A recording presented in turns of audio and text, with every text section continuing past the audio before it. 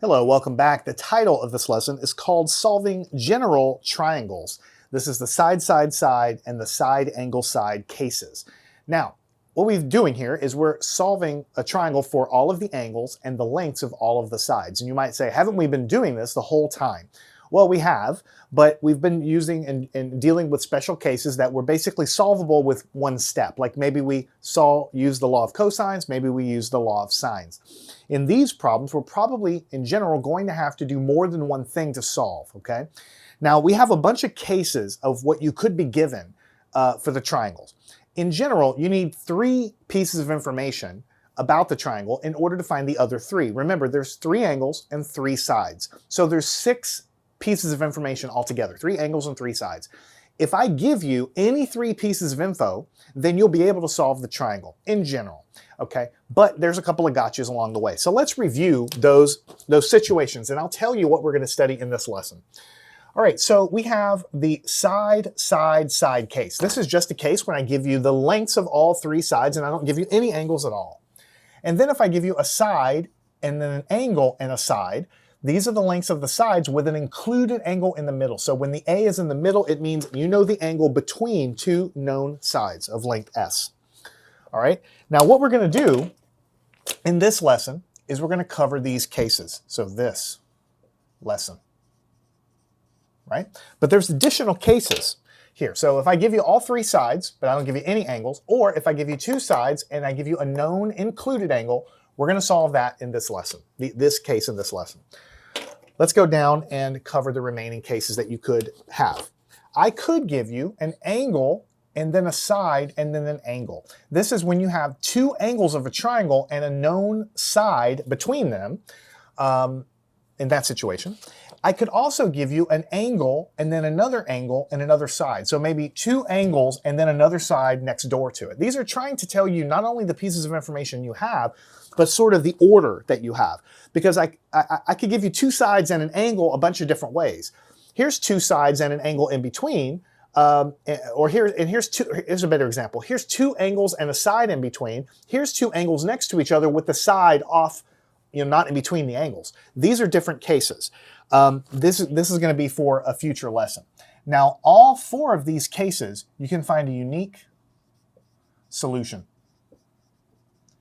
In other words, if I give you 2 angles and then a side that's like next door to that second angle, or you can find a unique solution for that. If I give you 2 angles in a triangle and a known included side there, that is a unique solution.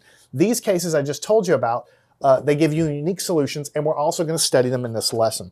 But there's also another case that's a big one. We're going to save that one for the end. It's the side-side angle case. Now this one is ambiguous. Whoops, ambiguous. Solution.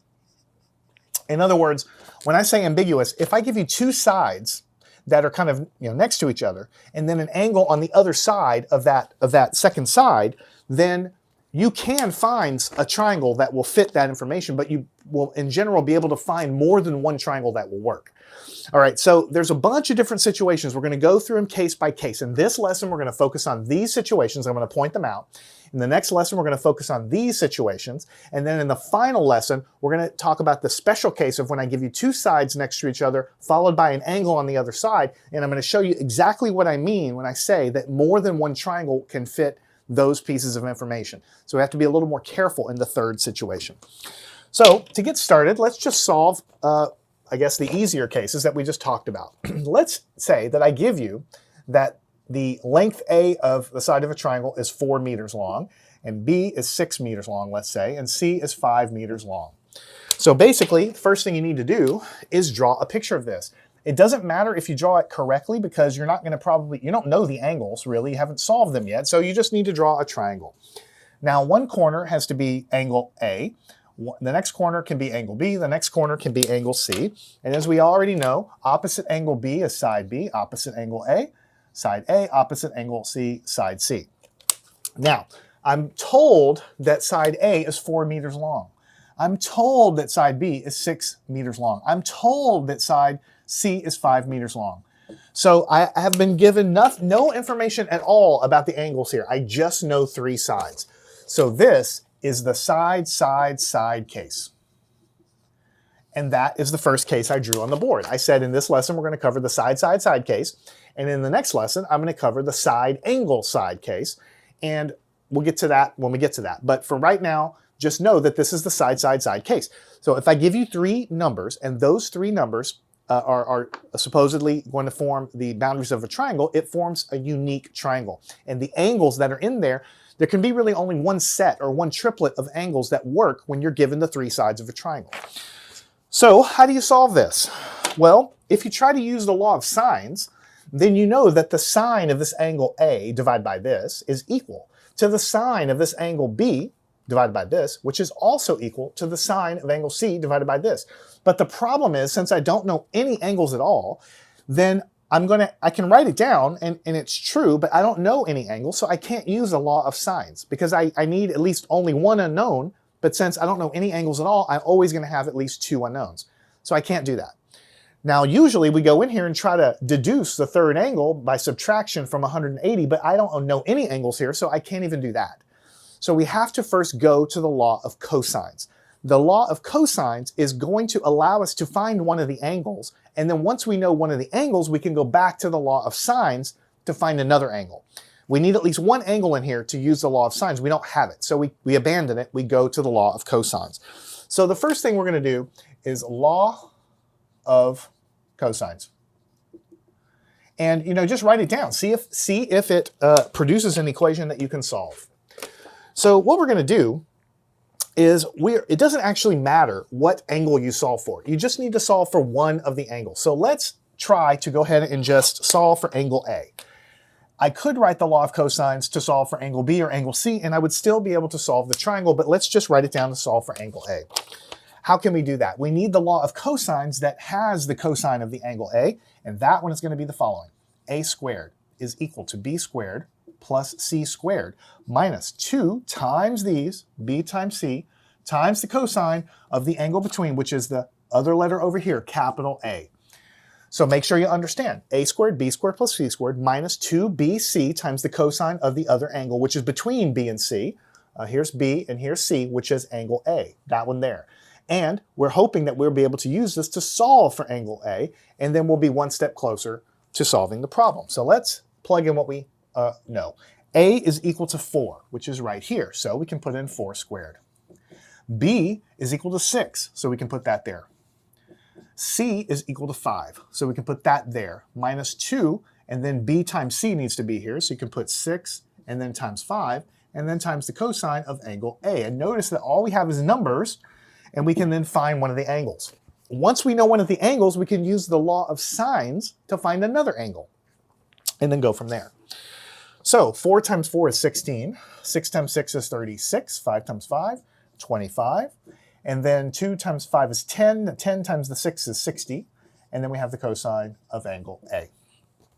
All right, so we have 16, 36 and 25 is 61, and then we have minus 60, cosine of A. Now when we take 16 and subtract 61, we get negative 45 on the left, is negative 60 times cosine of A. All right, so we can solve for the cosine of A. We can say the cosine of A is equal to negative 45 divided by negative 60. Just take this number, divide by this one, that's going to give you cosine of A. How do we find, by the way, we can do this division. Negative 45 divided by negative 60 is 0.75. So angle A is going to be equal to the inverse cosine of 0.75. Take the inverse cosine over here, you get this, take the inverse cosine over here. And what do you get? Angle A, when you take 0.75 inverse cosine, 41.4 degrees. So this is one of the answers, because remember, when we say that we want to solve the triangle, we want all three sides and all three angles. We're already given all three sides, so all we need to do is find all three angles. Here we have found one of them from the law of cosines. Now you could go and do the law of cosines again, and use the other one with a cosine of B in here, and you would find angle B. And then you could go do the law of cosines again and do the same thing for angle C. You can do it over and over again for the other angles. Since you know all the sides of the triangle, you can do that again and again. But it's boring to do the same thing over and over again. So what we're now going to do is switch gears and ask ourselves, how else could we find another angle in this triangle? right?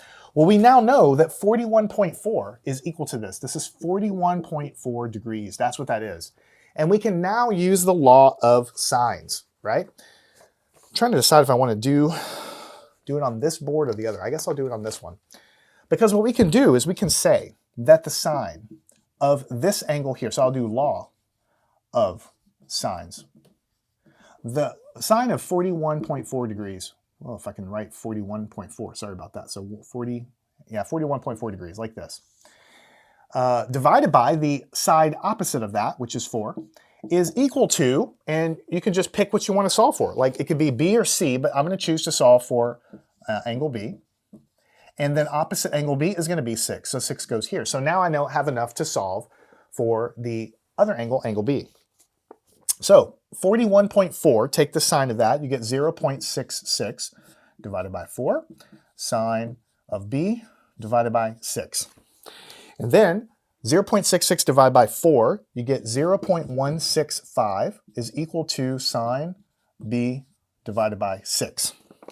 And so what happens is when you multiply times 6 right here, you get the sine of B, 0.165 multiplied by 6, you'll get 0.991. Okay? And then how do you find B? You take the inverse sine of both sides, and so angle B, when you take the inverse sine of this, you get this. When you take the inverse sine of 0.991, you get 82.7 degrees, and that is the value of angle B. All right, now, you could do the same thing again, and you could do the law of sines again. You could set it up where, this divided by this is equal to the sine of C divided by 5, and do the whole thing again. You're going to get the correct answer. But since you know there's always 180 degrees in a triangle, then you know that angle C, the last angle in the bunch, has to be 180 degrees minus this angle of 41.4, and then also minus 82.7. And whatever's left over has to be angle C. And so angle C is going to work out to be 55.9. Right? 55.9. So let's double check. Angle A, 41.4. Angle B, 82.7. Angle C, 55.9. And that's it. Now notice that we had to do kind of three main steps. First step, we use the law of cosines to find one of the angles. Once we had one of the angles, we used the law of sines to find another angle. Once we had two angles, we just subtract from 180 to find that. But notice there's lots of different paths through here, and they all give you the same answer. Instead of doing the law of sines again, we just did the law of cosines to find this angle. We could have just done it again with the version with cosine B and find angle B. We could have done it again with the version with cosine C to find C. We would have found, or angle C, we would have found the same things. When we got to the law of sines, we could have, instead of subtracting from 180, we could have done the law of sines a second time to find the other angle. So there's variations on the path, but they're all going to give you the same answers if you're doing it correctly. All right, so that is problem number 1. And this was the side case, and you can see how we had to do it. We had to do essentially two different things, law of sines combined with the law of cosines. Let's take a look at our last problem for this lesson, problem number 2. Let's say that I give you that side A of a triangle is 8 and side C of a triangle is 7 and angle B is equal to 31.8 degrees. And I say solve the triangle. So we do not have side B, we need to find that. And then we're missing 2 of the remaining angles. We have to find 2 angles plus side B. Now the first thing we do is we draw a picture. So just draw a regular old triangle, doesn't matter what it looks like, and label your legs. So here's A, angle B, angle C. And let's go ahead and put that this is side A, and this is side B, and this is lowercase side C. Now let's put in what we know. Side A is 8, so put 8 there. Side C is 7, so put 7 there. Angle B, which is this angle right here, is 31.8 degrees, and there's that. Now notice what we have is we have a side followed by an angle followed by a side, angle, side. So this is the side, angle, side case. It is literally a side of the triangle, well, 2 sides of a triangle, and the included angle between them known. Here we have 2 sides of a triangle and an included angle. And I told you in the last lesson, or in the last problem, we did side. Here we have side, angle, side. Include an angle between two known sides. We're doing that in this lesson. We'll cover the other cases in the remaining lessons, and we should expect to get a unique solution out of the whole thing. So what do? Well, we only have one angle. So we cannot just subtract from 180 to find these because we have two unknowns, so we can't do that, right? Let's just try to use the law of sines. If I do the law of sines, it's going to be the sine of this angle divided by whatever b is, and that's going to be equal to the sine of an unknown angle over this, which is also equal to the sine of an unknown angle over this. So basically, I'm stuck. I can't use the law of sines because no matter how I put it together, I'm always going to have two unknowns. So let's write down the law of cosines and see if we can solve something. And see if we just write it down. That's my advice. And see if you can get there. Now, since we know angle B, I'm going to write down the law of cosines that involves side B and angle B.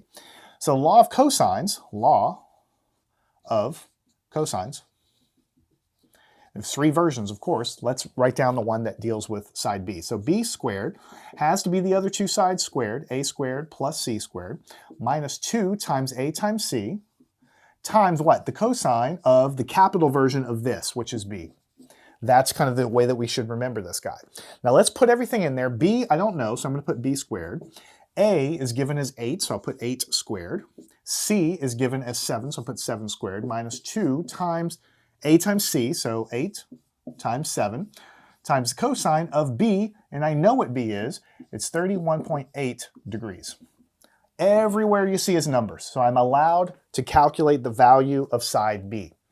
And then I'll be one step closer to being able to solve this.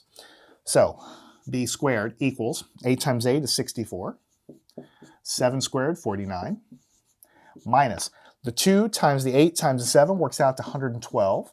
And the cosine, when you put 31.8 cosine, you get 0.8499.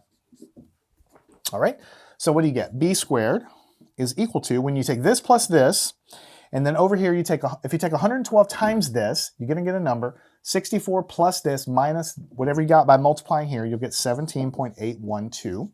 And then the side B, when you take the square root of both sides, you'll get 4.2. Now this is part of the answer, right? Because I've been given two sides, I need to find the third side, and I need to find some additional angles, so this is one of the answers I need. I have now the knowledge that this side, B, is 4.2. So I'll put it in black since I just calculated it, 4.2. Then I say, can I apply the law of cosines, or the law of sines? Of course, I could do the law of sines again. I could write a law of sines for side C. And since I know this side, and since I know basically everything else, I will be able to do the same thing again, law of sines again to get this, and I could do law of sines again, or law of cosines again, sorry, to get that. But in general, I find it easier to use the law of sines when I can. So let's go and try to use the law of sines. So we'll say law of sines, right? Law of sines. So since I know one of these guys, I'm going to say that the sine of this angle divided by this, which I just calculated, sine of 31.8 divided by the opposite side, which is 4.2, is equal to the sine of whatever angle you want to calculate. Let's do C, sine of C, divided by the opposite of C, which is side C, which is 7. So the sine of 31.8 divided by its opposite side is equal to the sine of C divided by 7. And now I know I can solve this because I only have one unknown. So when I put 31.8 and take the sine of it in a calculator, actually let's flip it around. Let's say that the sine of the angle is just going to equal all this stuff times 7. So we'll say 7 multiplied by all this stuff over here, sine of 31.8, and we'll put over here 4.2 on the bottom. All right, so let's go over here and finish it up. Sine of C is going to be equal to what? It's going to be 7, so we multiply both sides by 7 here. It's going to be 7 multiplied by, put 31.8, take the sine of it in a calculator, you're going to get 0.527, and on the bottom here, we had 4.2, so that goes underneath, 4.2. So the sine of the angle C, when you take this divided by this, and you take the result of it and multiply it by 7, you'll get 0.878. All right, and then to find angle C, you take the inverse sine of both sides, And the inverse sine of 0.878 gives you 61.4 degrees. And this is angle C. That's the second piece of information we need. All right. Now, we know that this angle is 61.4. This one, 61.4 degrees. But you see, we could do the law of sines again, but we don't need to because now we know two angles. Anytime you know two angles in a triangle, it's very easy to find the other one. So we could say angle A is equal to 180 degrees minus the 61.4 from here, and then minus the other known angle, 31.8. All right, and so angle A, when you take 180 and subtract 61.4, subtract 31.8, you get 86.8 degrees. 86.8 degrees, and that is the final answer. So we were given, in our problem statement, two sides and an angle. That's three pieces of information. We need the other three. We need side B. Side B came out to 4.2 meters or whatever distance units we're looking at. And we need the other two angles, angle A and angle C. Angle A worked out to be 86.8 degrees, and angle C worked out to be 61.4 degrees. So the path I took through it is maybe different than your path. I used the law of cosines first to find one of the other angles. In this case, I tried to find angle B. And then once I had, I didn't find angle B. I knew angle B. I found side B using the law of cosines. And once I had the side here, then I was able to use the law of sines to find one of the other angles. I chose to find angle C, but you could have written the law of sines. Instead of sine C over 7, I could have wrote it as equal to sine A over 8. And then I would have found angle A, which I would have found this, and then from subtraction, I would have then found that. So you could go different ways through it, okay? This is just my way. Your way could be different. But the thread, the common theme of these problems is that whereas in the past we used only the law of cosines or only the law of sines to find the unknown, both of these problems have required us to use both of them in combination with each other. You cannot solve this problem just using the law of sines. So we have to use, a couple of tools together. So to recap, the first problem that we did was of the flavor side, side, side. That's just giving you three sides of a triangle and you find all three unknown angles. We covered that in the first problem. The second flavor was side, side, but with the included angle known between them, which was this one. Side, side, and the included angle known between them. It also gives you a unique solution, and we did it in a very similar way, but that was the second class. In the future lessons, we're going to cover these cases. Angle, angle with an included side, and then angle, angle, and a side on the other side of it. We're going to get a unique solution that's going to be pretty easy to solve, and that's going to be covered in the future. And then we'll save the best for last when we have this case, side, side, and then an angle off on the other side of those guys. We have what we call ambiguous solution. And I'll draw lots of pictures to show you that in that case, all that it means is that you can have multiple triangles for the answers. Sometimes no triangle is possible. And so we'll have to look at those cases here. We'll get there when we get there. We covered these two cases first. I'd like you to practice these, make sure you understand how to get there, and then follow me on to the next lesson. We'll continue to build your skills with solving general triangles.